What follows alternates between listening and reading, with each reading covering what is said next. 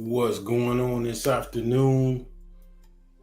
This evening, we are going to just basically chop it up. I don't really have any topics per se. I guess I'll talk about the thumbnail to start. Okay, the thumbnail of this video, something that I use quite regularly on this channel, is the wealth distribution in the United States. Okay. You hear a lot of people saying that there's no middle class anymore, or the middle class has died. Okay, this is kind of the perspective of what people are talking about. More so. This is kind of what people are talking about. Let me check my value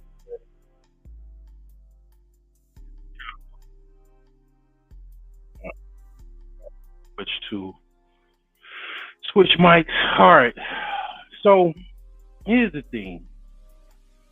So this chart here is the reason I go to this chart a lot is this is like kind of like a battle. I look at this chart as a battlefield. I look at this as, okay, this is pretty much a battle. This is a uphill battle, right? To get any type of wealth, right? This is like a battle plan. I look at this like, okay, how can I climb this fucking mountain? Okay. How can I get, as high as I possibly can get? And it seems cumbersome. And it is. This is a fight, this is war. You know what I'm saying? This is definitely war. It was war before you were born. It's gonna be war after you dead and gone. This is definitely a battle. You know, it's competition. And you know, I can belliger and talk about people being broke and all of that. I've done all of that.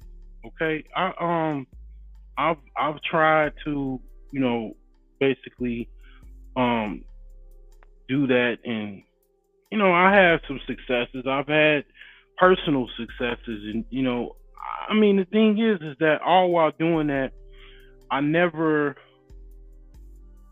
strayed away from the fact that it's bigger than what you think it is. As far as, okay, even if you get out of debt, even if you're quote unquote not broke, it's kind of like a video game. Okay, you got different bosses and masters that you have to overcome, right?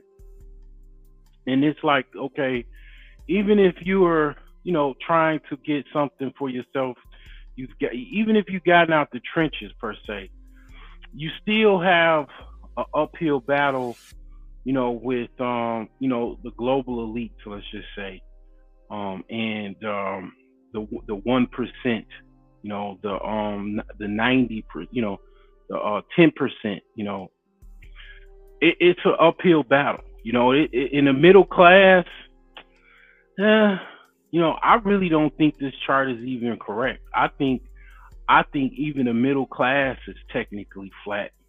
Because see, here's the thing, right? This is the true middle class. So let's go to Forbes. I'm gonna do something a little different. I'm gonna actually, when I talk about the wealthy and the 1%, I don't give out names. I don't go to photos, anything like that. Well, today I'm going to actually kind of zero in on who these people are. Okay, I'm going to do that today. So we just gonna go with the United States because we're in the United States. Okay, all right. So as far as wealth, okay, Elon Musk at 100 and $95 billion. Okay. Um, Basically, Elon Musk is the richest person in America. Okay, so we got 100. We got as far as that's that's the richest person in America. Okay, Elon Musk at $195 billion. Of course, I got some network throttling because I'm talking about some specific shit. I'm not talking about, okay, what does it take for Keisha to give me some pussy? I'm not talking about that. I'm not talking about even nothing. I'm talking about some elite high level shit today. Okay, and I'm definitely I'm sure people do not want you to really think about that. They would rather People would rather me just show this chart to like a retard. Just keep showing this chart. It's like, okay, well, this is a chart. Who is the fucking people that is on this chart that's all the way off the fucking scale? These are those people, okay? So let's do some math, because the conversation was, what is the true middle class? Okay? So I ain't the smartest motherfucker in the world, but I ain't the dumbest either. Okay, so I got this calculator here. Okay, and we gonna look at it from a perspective of this, right? So these guys are actually not even 1%. To be honest, okay, they're not even 1%.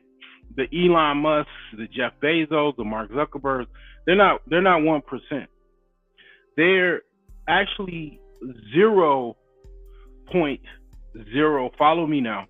They're 0.0, like 0.001%. Like, you got the 1% is like, all it takes to become in the 1% is like basically over $10 million, and you're in the 1%.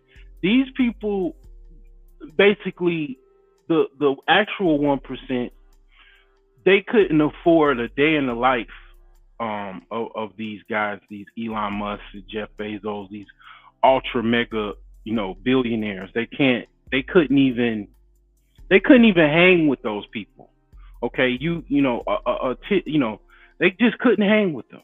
Okay, and they're not even, these guys are not even really 1%. They're in the 1%, but they're not even, they're off the charts. It's even with the 1%, they're way outside of that.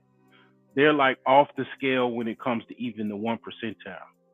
They're like on the highest peak of this chart here. Like, they're way, you see, this actual 1% is cut in like 3/3. So you got this other, actually 2/3. So you got this here, right here. They have 40% of the wealth, just the 1%.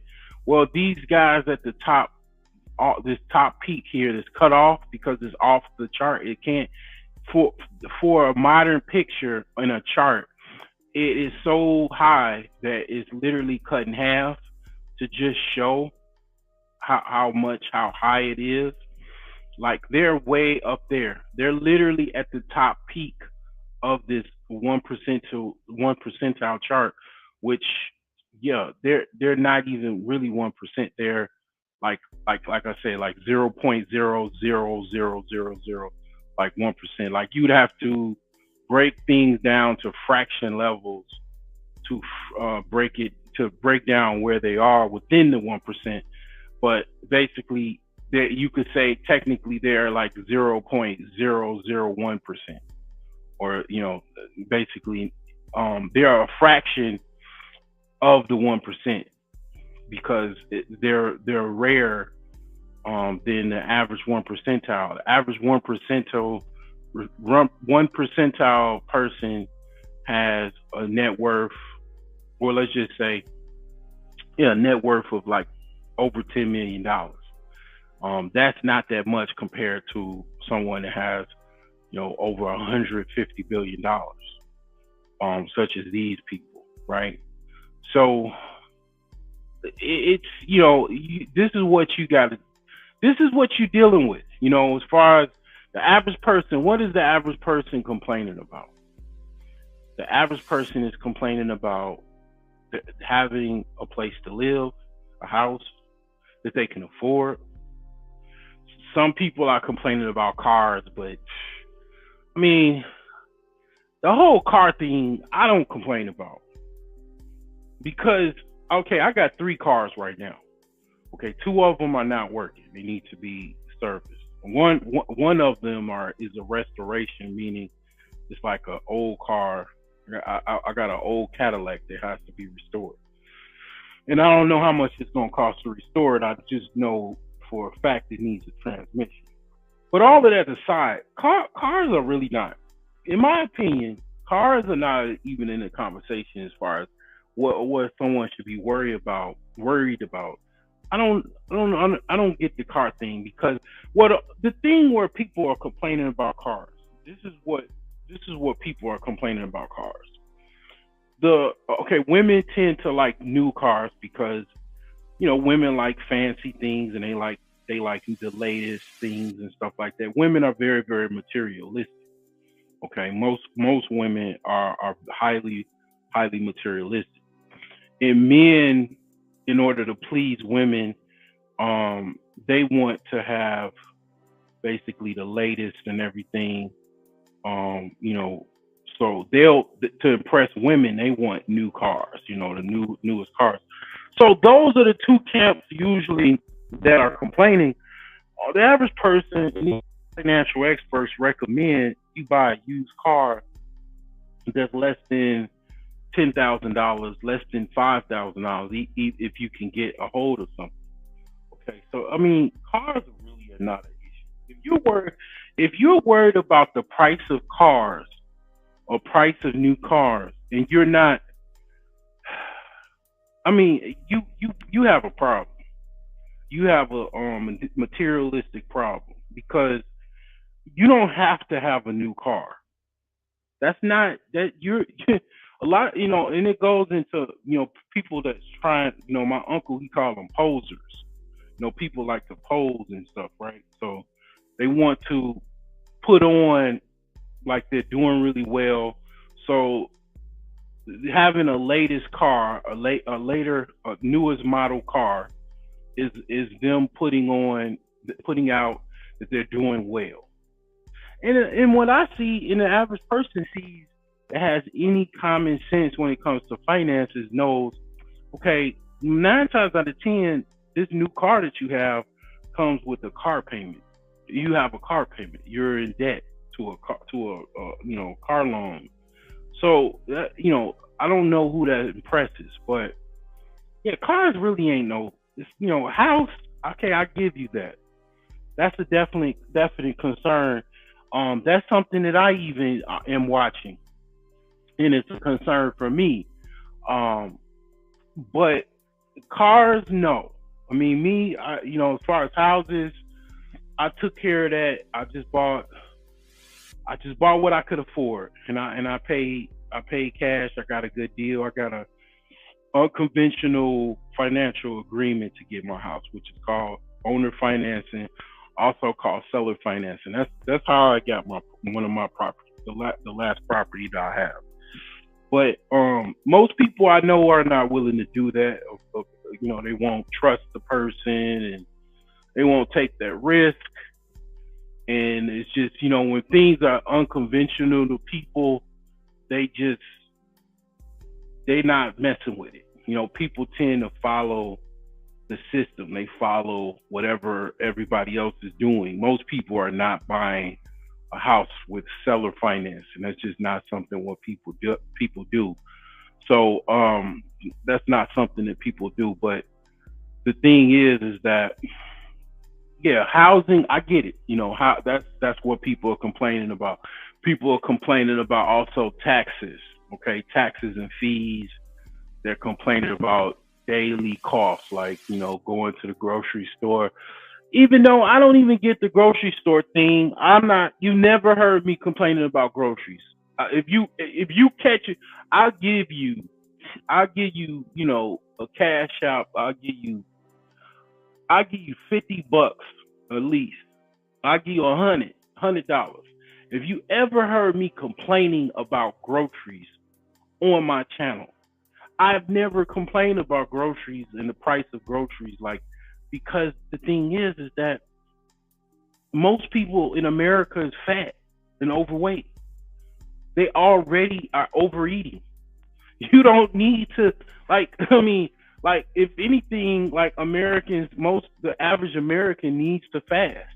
And that concept is very scary to a lot of Americans, and daunting, because most people don't want to go a day without any pleasure. A certain pleasure when it comes to eating, and stuff like that every day and all that.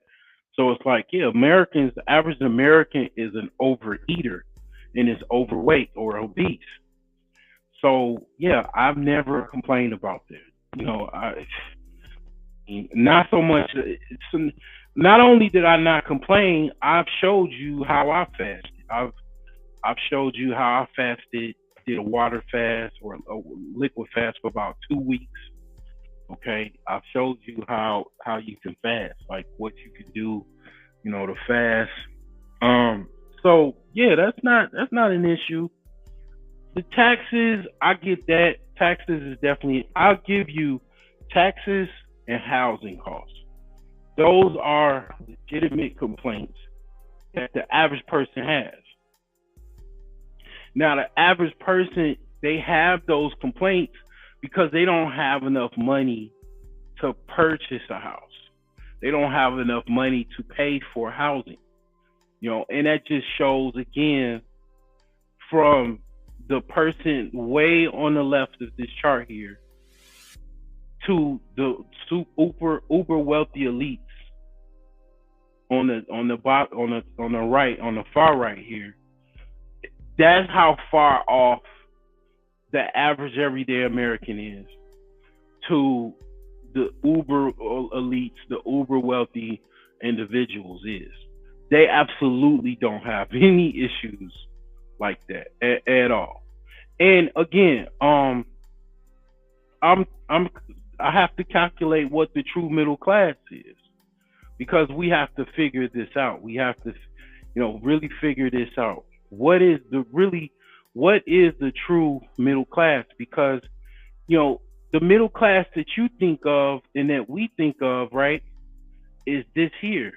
Like $50,000 is middle class. Well, according to this chart here, even this chart, this is not true. This is old information. Upper class make 120 plus a year. I made damn near this last year. And I tell you, I made over. This is what I like, close to what I made last year. Like this up here. So I wholeheartedly can tell you that this is definitely not upper class. Okay, and this definitely ain't middle class. But this is just the medium, kind of old language or the old information of what they're telling you what is middle class. And it is not. It is not middle class. The true middle class, if you had to calculate this at basically just $190 billion is the richest person is has over $190 billion, and that's someone that's the richest person. Okay, and you take someone in the middle of that.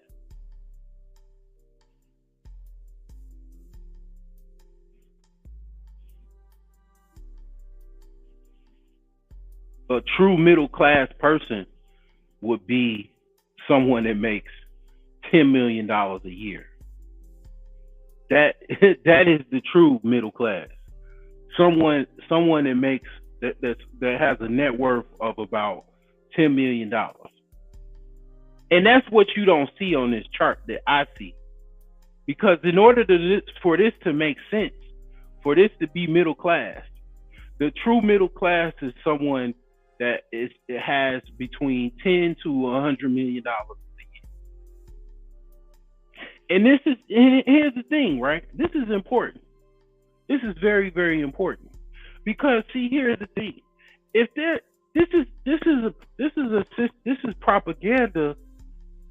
If they're telling you that this is middle class and this is upper class, what is that going to do? What is the pros and cons of them telling you this is middle class and this is upper class? What are you going to do? And what is going on now, right?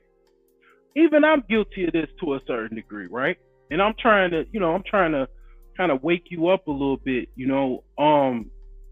if they telling you that this really is middle class and this is upper class, just $70,000 more is upper class, right? What is that going to do to the average everyday person? From a person that like I said, I honest to God, I just filed my taxes. I made damn near $120,000 last year. What is that? What is that going to do if that is what the barometer, what everybody thinks that is the barometer that they have arrived at $120,000? They are okay in the middle at $50,000. What's going to happen, obviously, is people that are going to get this type of income, they're going to think that they arrived, and then they're going to what? Give up. They're going to feel like they arrived, and they're going to think that they made it, and then they're going to fucking fall off. When really the true middle class is literally, I literally have to make this again. The middle class is really, the true middle class is $10 million. The upper class is $100 million. At least $100 million. The middle class is at least $10 million. And the poor is poor. Okay. Shit, poor is anything. Poor is actually this. All of these people on this chart is actually poor, including the upper class. Even you making if you make $100,000 a year, you still technically really poor. That's why they want you to feel like, okay, you want to follow this chart so you can pretend that you are all right and you've arrived, when basically the rich is getting richer and the poor is getting poorer. Because you're following this old model, and you thinking that you've arrived if you got out of college, and you think you hot shit, but you got a job, making $70,000 fresh out of college. You've even gotten to the senior level position at your corporation, and you making over $100,000. What I'm trying to tell you now in 2024, this old model is dead. This is pretty much in the dumpster. We've all been hoodwinked, led astray. This is all poor now. This is the reality. Is according to this is wrong, because this chart here, according to this chart, everybody in that percentile of income is really on this left here, on this far left right here, poor. The true middle class has to be in the millions, because you have all of these billionaires and mega millionaires. To basically be in the middle of that, you have to have at least, like I said, $10 million or more, $100 million to kind of somewhat even be rich, because that's the true number as far as to be in the middle. And in the old model of you just making $30,000 to $50,000, lower middle class to middle class, that median or whatever income, whatever, that's not that's going to, if you follow that, you're going to continuously most likely be poor, because that's going to make you feel like you arrived and you have made it. If you better off, it's like, for example, if you got a goal, right? People always say, always overshoot your goal. That way, instead of you, like, basically, like, say for example, you have a goal to be a millionaire. Well, you better off trying to be a billionaire, because if you work really hard to try to be a billionaire, you trying to be a millionaire, you'll settle at where you really wanted to be, but your overall overachieving goal was to be a billionaire, but you got close, but the consolation prize was you got to be where your original goal was, because you overshot your original goal by a long shot. So it's kind of like that. Like, if you go out in the world and you take what they teach you in college and high school and everything, that if you're in the middle class, if you make $50,000, you're in upper middle class if you make $100,000, you upper class, you're gonna go out there and you're going to be, basically setting low expectations and shooting low, and then wonder why you crying, drinking scotch, um, because you can't pay your mortgage in your nice house, pay your car bills, because you've been told to, like, shoot for low expectations. And I'm just trying to wake you up to tell you this is the true chart right here. This is actually more accurate than the actual charts of, okay, you need to make 50,000 to be middle class. You need to make, $100,000 to be middle class. Okay, I'm not saying that that's not bad. I'd rather make $100,000 than not make than make like 50,000 or whatever. Okay, I'll take that. But the thing is that you have this uphill battle, and you got to try to train your brain to not think like that. You got to understand, okay, if you're going to climb this mountain right here, you're going to have to deal with the reality of how steep, okay, the mountain is. Like, if you're going to climb a mountain, right, you got to pack your supplies, make sure you have enough rope, right? Make sure you have enough tools.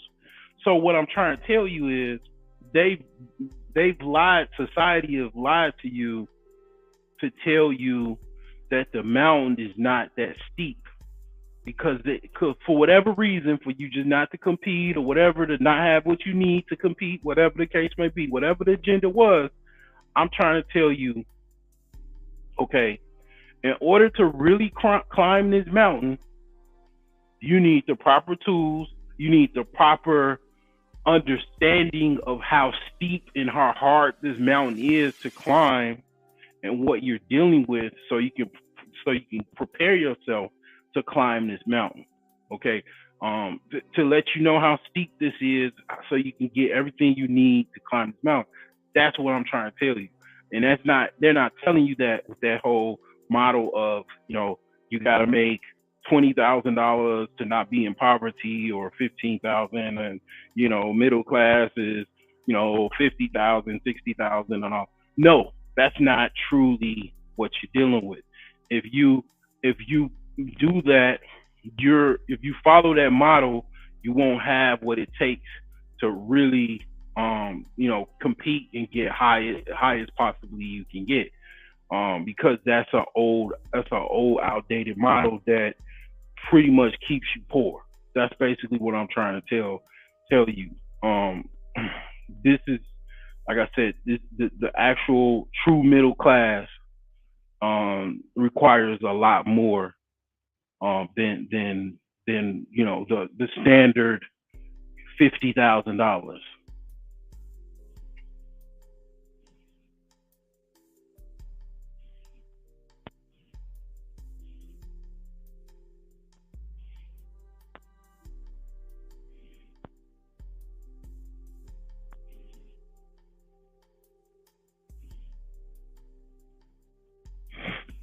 So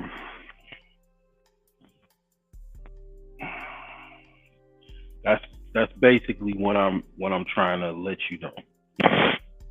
And the if you know anything about math, if you have just basic mathematical understanding, you already know. Okay, well, if these rich people are way up here, then of course the middle class ain't nowhere near $195 billion, and just nowhere near that.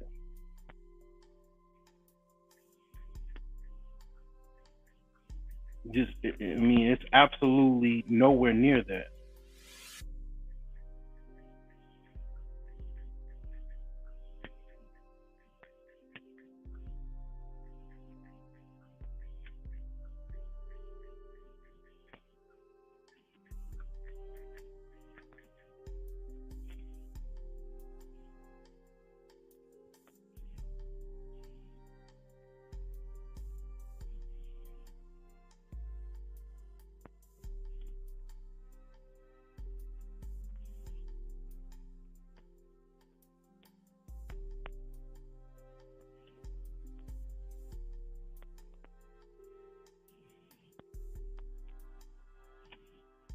It's nowhere near that. So you can everybody else can follow that old model. They can follow that old model of, okay, you need to make 60 something thousand dollars to be in the middle class, and $100,000 in the middle class. What I'm saying is, if you listen to this, don't follow that. Don't follow that. And that's going to probably open up a cheat code for you. What's going on, Seeking My Creator? Because you're going to be setting your parameters too low. I mean, outside of everything else, if you don't do anything, don't follow that old model.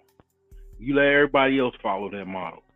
You don't follow that model, because, I mean, basically, what I'm trying to tell you, even if you became a millionaire tomorrow, you still ain't in the middle class, according to these people here on this Forbes list. Okay, we gonna go through this. Okay, this is the richest people in the world, but we narrow down to the United States. Okay, I think Al is number one, the French guy. I think I forgot his first name. I think it's Richard or something like that. On Arnault, um he owns like LVMH and all of that type of stuff. So the thing is that when you go down to all of these guys here, and it goes down, it goes all the way down to the billions. Um, you know, all of these people here. Okay, it's not that many billionaires. Okay, in the United States, it's like, let me see how many billionaires are in the United States. I think it's like 2,000 or something like that.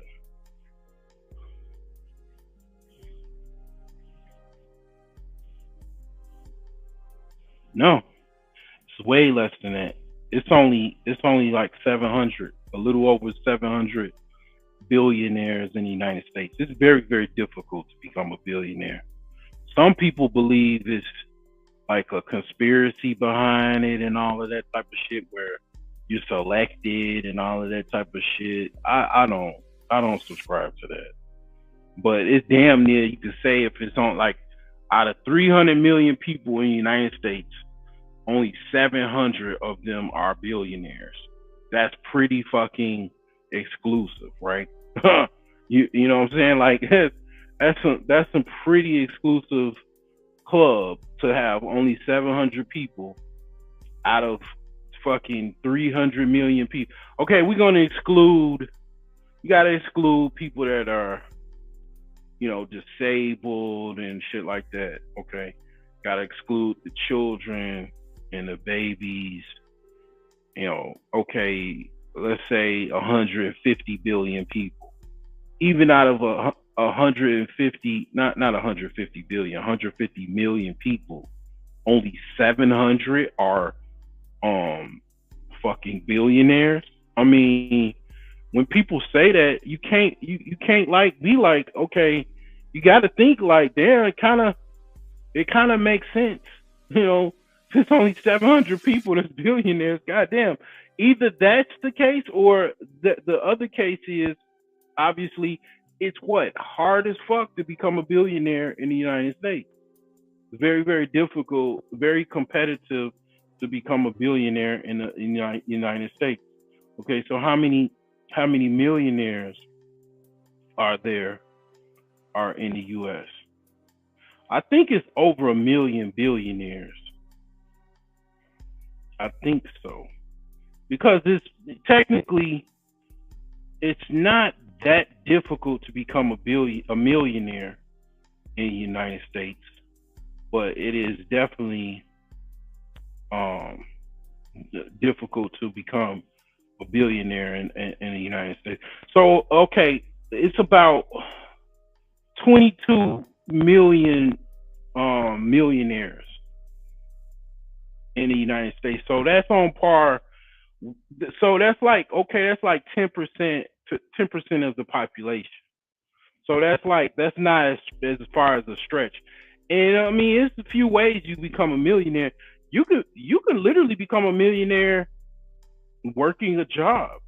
You work a job 20 years. Let's say you work for um whatever healthcare company or something for 20 years.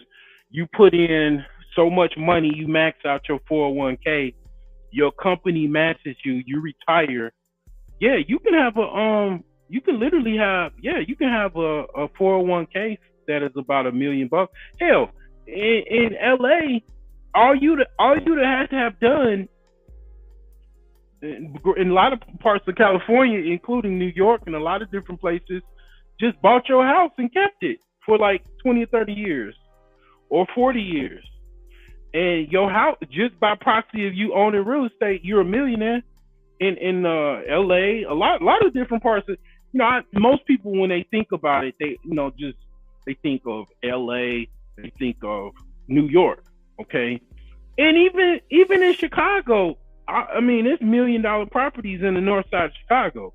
It's $1 million properties, of course, in the downtown area of Chicago and all over the Chicagoland area because of the real estate boom now. It's fucking $1 million homes all over the place. And that's Chicago. So in the Chicagoland area, when you talk even in Indiana, Indiana is fucking $1 million homes in Indiana, all throughout Indiana, like $1 million homes. Like okay, if you gonna get a mansion now, you gonna pay $1 million for it. That's going, you without breaking a sweat. That's what you are. You already know you're gonna pay that because the housing prices. If you're going to get a mansion, now 2024, you're gonna pay $1 million for it. In Chicago, yes. Even in Indiana and parts of Indiana, yes, you're going to pay for it. I mean, you're gonna have a certain type of living, like a suburban living, everything at your fingertips, low crime, all of that, all of the expectations you desire, you're gonna have that. Miami, even Atlanta. Atlanta is like, what I'm saying, off the fucking chains as far as real estate. Same thing applies in Atlanta. Okay. I mean, all over the place, man. It's the property values is just skyrocketed. We all know. Like, so if you buy a house or if you had a house, that same house, because like I can tell you, like if we was in a time traveling machine and we went back 10 years, the same house that's a mansion now that's $1 million, I can hands down tell you, it's 500. It was $500,000 then. It was $300,000 then. Now it's $1 million. You know what I'm saying? So it's like, if all you had to do is just bought some property and held it, and you would have been a millionaire. So it's not. It is difficult. It's difficult to become a millionaire because, I mean, according to the population, just taking the population size as a model, it's saying it's on par with as far as 10%. Like it's a 10 percentile variation between the millionaires and the population there is in America. And like I said, I gave two examples. I gave one working a corporate job, contributing the max to your 401k. That is definitely enough to be a millionaire after 20 years. It's people that work jobs like state jobs, city jobs. They work 20 years, they get a pension. Their pension is, basically kind of equivalent of them being a millionaire, of having $1 million pension or whatever. Military does the same thing. You do 20 years, you get an automatic pension. So you don't even have to do 10 years. You can get out before 10 years, 20 years. You just won't get the max amount. You can retire. You can retire like 15 years in the military. You just won't get your maximum pension. You won't get the 100% of your pension. It'll be like cut, some type of way, according to how many years you served. But okay, those are two things. Having some type of retirement plan, having a home that the valuation of it went up to $1 million is enough for you to be. They call that being a millionaire on paper, because you have not become a millionaire yet. You own a property that's worth $1 million. You're not a millionaire until you sold the property, okay? But they call that being a millionaire on paper. Okay, another way you can be a millionaire, you could just fucking be a millionaire. Do something, open up a restaurant, open up a franchise, flip a few houses every now and again, and you could become a millionaire. It's a lot of ways to become a millionaire. So I'm not gonna say it's not impossible. It's not one of those things. It's very, very difficult. And then some people do some underhanded shit. Some people sell pills and shit, and sell drugs and become a millionaire really, really fast. It don't take, okay, what? How much is the key? I don't know. Shit. I have no idea. But people sell large amounts of drugs every day, and they make, millions of dollars. And some people do they do a combination of, it's some people that are in system D, which means they literally are selling drugs, and they're in the business sector. They take that money and they invest it. They, self-employed, or they have even a business, and they do that. They talk a lot about that in a lot of different movies, or TV shows. One of the biggest I'll give you two TV shows where they go into that really, really heavily. One of them is Breaking Bad. Breaking Bad goes into, basically taking drug money and putting it into businesses and self-employment and, investing. Another movie is Ozarks. Ozarks is, basically the premise of it is an accountant basically washing drug money, basically laundering drug money, and then, getting involved with that and all of that, drama that's involved with that. And of course, suspense and stuff like that. So yeah, some people are dirty and they clean, they wash money, and they become, they take risks, because those are risky. It's risky to do that. It's risky to be involved in illegal drugs, narcotics businesses or whatever, and then wash that money to legal money, but it's people that do it. They won't never tell you. And they won't tell you till either them already, or they trust you, or they'll never tell you. You just won't know. It'll be the average person walk past you, they're fucking a millionaire, and you don't know that they, you know what I'm saying? You don't know exactly how they made that money. they did some they dirty and they clean they do a combination of cleaning dirty money. They launder money and then they also um you know do illegal activities to get that money. So for people that are not willing to do dirt to make money, like for example, selling drugs and shit and all kind of other stuff, nefarious stuff to make money, that doesn't. I ain't gonna lie. That leads you to a situation where it's gonna be very, very difficult for you to make a living. Because basically, if you did do those illegal activities, obviously those things are highly profitable. You know what I'm saying? And it goes into the whole thing where some people think that people that have money, that are millionaires or multimillionaires or better, they had to do something dirty to make that money. And I don't think that. I don't necessarily think that shit. Like, no. I absolutely don't think that you gotta be necessarily dirty to make money. I definitely don't. I can tell you for a fact, if you focus on charting, oh yeah, I watch both of them too. I binge watched Breaking Bad. I was like, wow, this is crazy. Ozarks, I caught that from when it first started. Yeah, it's like the hit. It was a hit series on Netflix. I mean, it was definitely it says something a lot about people, and then a lot of people, I'm gonna tell you, like the average person, they think that black people still are the kind of figureheads for being drug dealers. No, no, absolutely not. Absolutely not. The average dope dealer, an extremely profitable dope dealer, is a white person, a white male. Even white women sell drugs because they have a boyfriend that sells drugs or a husband that sells drugs. That's why that shit, people literally lost their minds.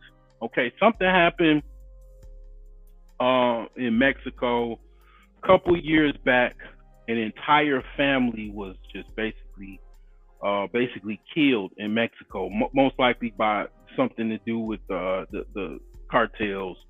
People's absolutely brain just exploded. They just couldn't believe that this family, it's like, how did this family all get killed? Because see, the cartels don't give a fuck about just you. They want to kill your entire family. They don't just want you. They want to make a message, and that means they want to kill you and it doesn't matter if you got a newborn. The newborn got to go. So the thing is that they couldn't believe that because they don't understand. Like the average person, it's just something. I'll say this: as a human, as a person that understands philosophy, understands the average person to just understand humanity, understands what people really want to do and don't want to do. The average person, most people do not really want to work. I'm gonna just say that again. Most people do not fucking want to work. I don't care even if it's something that they really like doing. Only people that really like working, I'm gonna tell you this, like people that like working is like, they like not so much working, they like their friends at their job. Some people, like for example, my sister, she really liked her job because the people that she worked with. It wasn't necessarily the job. She definitely didn't get along with like some of her bosses and people that she worked with. She definitely was disgruntled about a lot of different people she was dealing with at work. But she liked her friends. Like I think that's what it is. Like people at their job, and everybody's different. Some people actually do like their job. Some people are porn stars. Some people play football, basketball. They make a lot of money. But I mean, the thing is, the average person really, especially if they work in a job that they just absolutely hate, they got to do it for a living, such as they work in a warehouse, they work at a meat, some type of agricultural job, some type of, they work at an oil rig or whatever. Most people work jobs that they don't really want to work. And even most people don't even want to work. It's just the nature of just a human. A human doesn't want to really work. It's nobody really be like, okay, if you had the option to take A versus B, which is A is not working and B is not, you having to do something strange for some change, a lot of people will take B. And that's just the nature of humans. Sometimes people just, they, because of that nature, not wanting to really work, some people take it a step further. They be like, you know what? Fuck a job. I'll just go, get with some guys that's criminals and do criminal activities to make money. That's far-fetched. Most people don't do that. Like most people, they don't. Only people, generally people that do that are people that they came into that environment because they grew into that environment. Most of the times that's associated with like certain neighborhoods and stuff like that. Or another person, they just kind of get intermixed with that. Like white dudes that do drugs or other people that do drugs, they might intermix with the world of a drug dealer just by proxy of them using drugs. So then next thing you know, instead of them using drugs, they become sellers of that same drug that or they selling drugs, or they taking risks like, hey, you want to make, 10 grand, go take this, go drive, take this to, go take this car, go to Mexico, come back. And they do that. And it's like, they grew up in a quote unquote middle class environment. They, both of their parents and both parents work. They just, because of proxy of who they were involved with, they got involved into that situation. They got involved into selling drugs. You know what I'm saying? But the average person, they don't really just, the human innate nature is to not really want to work, to do what they want to do. It's just a lot of, and I talk about this in my book, The Millionaire Savings Plan. Most people, they can't do what they want to do. They have to do what they have to do. Only people that can do what they want to do is people that have the means to do so, and the means meaning money to do so. Most people cannot just basically do whatever they want to do. Most people do what they have to do. So doing what they have to do means go work a job. Some people, they don't want to work no job, so they taking risks. They doing, all kind of stuff. Some people get caught, and then they go to prison, and the thing is that, it's a thing where it is a thing. People are doing illegal activities. You won't know. You won't, like, you can possibly, like, it's certain people that fit a particular, like, stereotype. You can say gold teeth, gold grills. They got a big old chain, and they drive a car with some rims and all. Yeah, okay, obviously this person probably is selling dope, or is associated with that. But the average dope dealer is not that guy. That guy is the person that's on the tail end of that. The people that are really, really pushing dope. And then you find this out when you really research documentaries like I have. You really find out who was actually involved in that. And absolutely, it was on the biggest level. It was literally the CIA and basically the Reagan administration. They was pushing in drugs from the South American border to fund a war. And also, it was like a Swiss Army knife. It was to fund a war that Congress didn't sign off on to disparage a particular demographic of people that they didn't want, basically coming up in society to basically the black community. So and then also put all these people in prison and everything like that. It was like a Swiss Army knife. But the effects still remain today. Yeah, it's a lot of people that sell dope, man. Dope doesn't have to. Dope sell itself. All if you got dope, literally it sells itself. Like, I mean, a lot of people involve themselves in that. It's easy money. It's a lot of money, and the money come fast. Like, it's crazy. Like, right. So I'm from the Chicagoland area. I was born in Chicago. Chicago is a strange place, and it's not just Chicago. It's different places. It's just like this, right? So one of the things about selling dope, and when I say dope, I mean crack, I mean everything that's illegal, all illicit drugs. So that encompasses, when I say the word dope, that means all of the legal drugs, all of the legal narcotics. So it was cats that was like 15, for, and even still to this day, this is relevant. It was cats that was 14, 15, 16, and already were millionaires in Chicago, on the west side and south side, even the north side of Chicago, that was selling so much dope. They was so fast, they was so young, and so ambitious. And basically you selling big, you selling dope. So I'm talking about you moving keys and stuff like that. You saving your money and all that. And you 15, 16 years old, you can buy any car you want to. You know, you got more money than your teacher, your mama, your grandpa, your grandmother, and you 15, 16 years old. It was some guys and even women, that was they reality at that age. They was millionaires, and they were teenagers.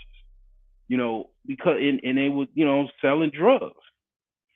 So the thing is that the actual people, primarily, that it just kind of goes with this. It's like being the majority. Most of the majority is damn near to blame for everything, because it's just so many of them. Okay, so like, for example, white people is more of them in this country than anybody else. So yeah, they gonna sell more drugs because it's more of them. Okay, who gets the most welfare? Who is the majority? They are. Almost damn near everything. The majority kind of pretty much is the categorical, person that does the most or whatever like that. Like, if you break a lot of things down, because they are the majority, it's like, pretty much, of course, it makes sense because there's so many of them. So it's like, but the narrative or the propaganda, you will think it's black people that just are the primary persons that sell drugs. Black people don't even have where drugs come from, where are these drugs manufactured from, per se? They coming from South America. Black people are the fucking, like, if anything, the workers. They the workers as far as selling drugs. They're like the slaves that sell drugs. Like, in that particular, let's just say, hierarchical order, black people are not at the top as far as the drug pyramids. Basically, drugs are manufactured by, primarily, South America, basically Mexico. It comes in, it's pushed in, or whites bring it in. Black people sell the shit, and basically other people sell it. But your concept, because of the movies, the TV shows, and the propaganda, is that black people are the blame for selling drugs, and it's like, okay, no, that we don't even make the shit. So how can we possibly are the figureheads of it? That's just another version of propaganda. But I'm not saying, I'm not trying to rationalize it, who's better or who, that's not what I'm trying to say. What I'm saying is, yes, a lot of people do illegal activities to make money in America. Okay, that's not something that me telling you that is not the first time you understanding that. So I just have to put that out there as far as the fact that you're not doing it is going to make it more difficult for you to climb up this chart here because you didn't take those risks. You didn't take the Jay-Z route. Like Jay-Z is a billionaire. He him, Dame Dash, they were drug dealers. They took risks. They were millionaires before rap. Before getting into the rap industry, they were already millionaires. They were taking risks. They were selling drugs. They were shooting their quote unquote ops. Their ops was trying to shoot them.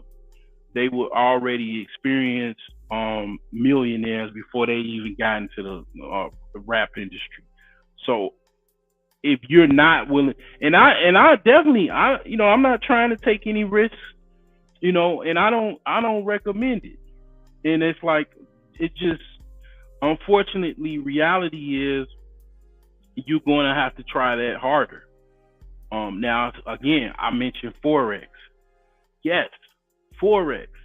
You could become a fucking millionaire just off of fucking Forex. Reason why is most people talk about the stock market. Even me, I talk about the stock market, the stock market, the stock market, and the stock market. But what about the Forex industry or the Forex market, the foreign exchange market is way bigger than the stock market. Way bigger. I mean, it dwarfs in comparison to the foreign exchange market. As far as the actual stock markets, the NASDAQ, the New York Stock Exchange,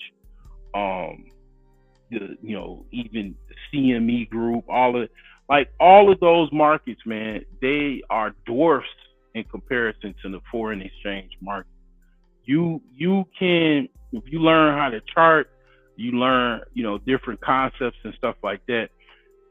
You can make a whole bunch of money just off Forex.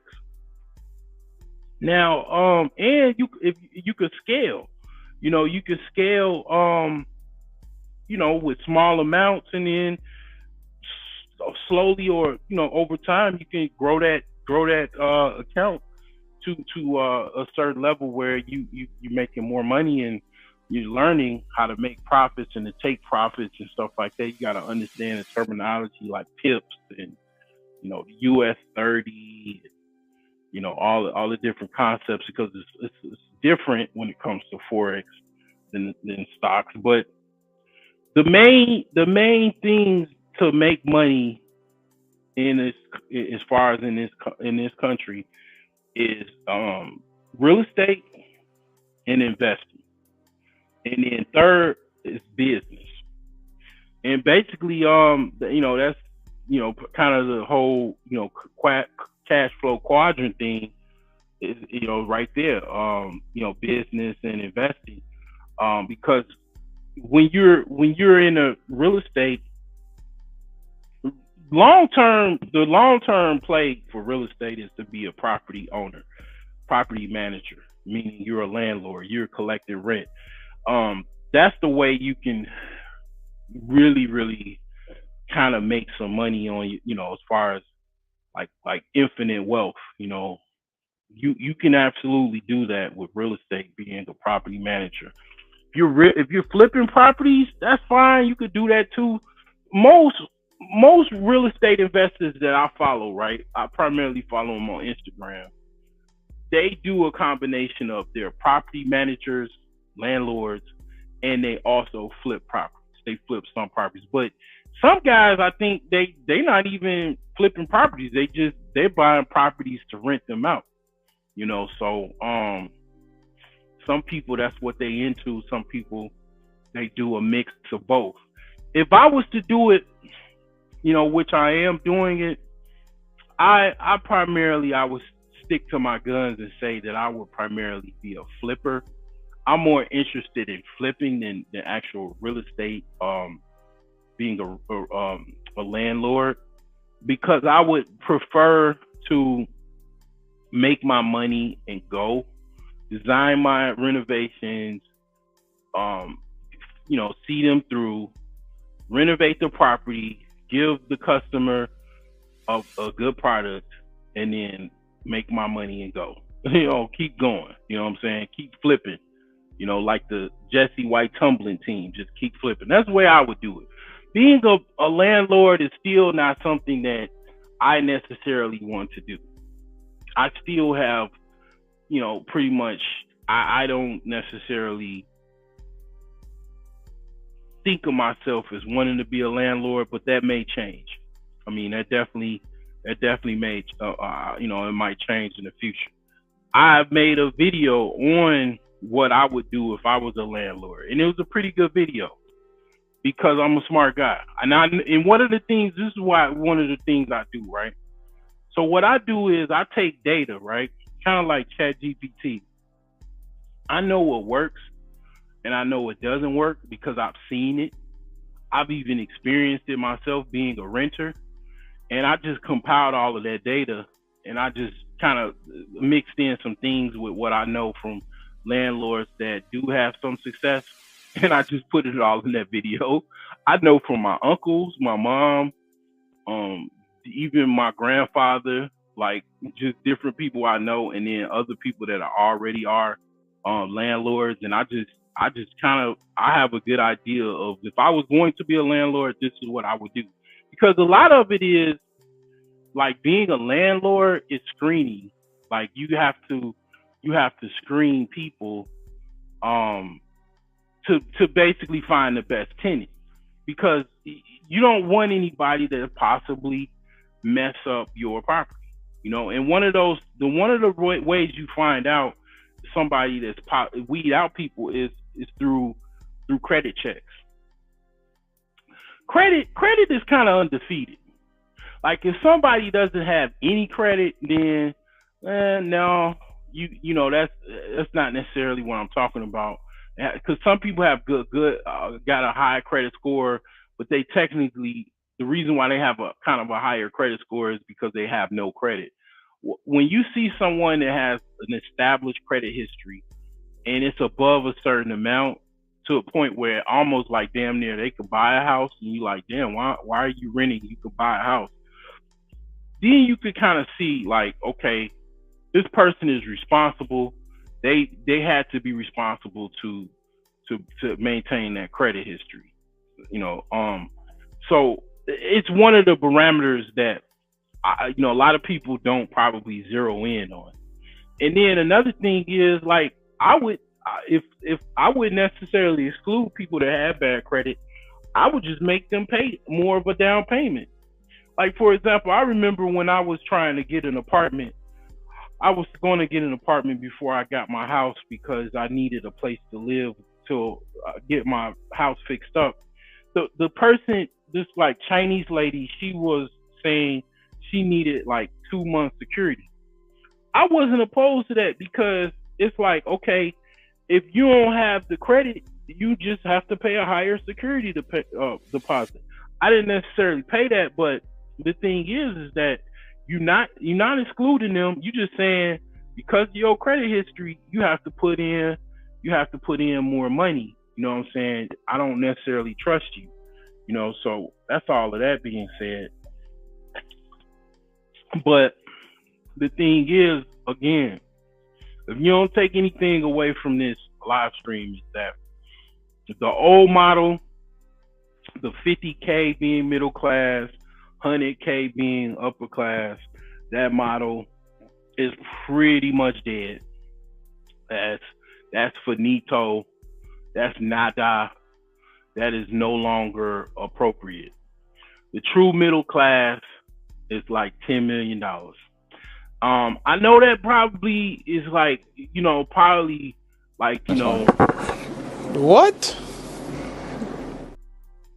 I know that's like, just something that you probably are not comfortable, with as far as things is concerned. But I'm not lying. I'm sure I'm definitely not the only one that thinks that way. And it makes it just common sense. Compared to, the super wealthy elites all the way on the right here in this chart, and then just kind of truly being in the middle.